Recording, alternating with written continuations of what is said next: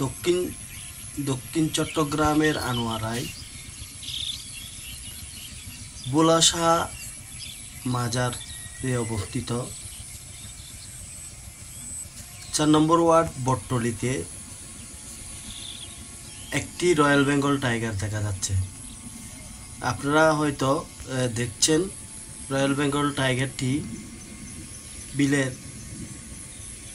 এদিক এদিক ঘোরাঘুরি করছে, বিলের এই পাশ ওপাশ দৌড়াদৌড়ি করছে। বাঘটি পার্শ্ববর্তী দেশ ভারতের আসাম থেকে আসা হয়েছে বলে মনে করছে এলাকাবাসী।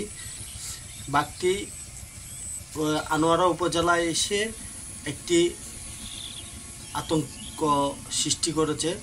বাঘটির আসার কারণে দূর দূরান্ত থেকে লোকজন ছোটাছুটি করে বাঘ দেখার জন্য আসছে এবং বাঘটি এতে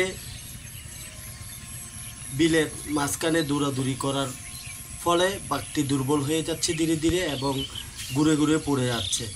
বাঘটি লোকালয় ছেড়ে বিলের মাঝখানে এসে যাওয়াতে মানুষের তোপের মুখে পড়ে বাঘটি সে কারণে কোথাও যেতে পারছে না এবং ঘুরে ঘুরে বিলের মাঝখানে দিয়ে দৌড়াদৌড়ি করতে করতে বাঘটি অনেকটাই দুর্বল হয়ে পড়েছে।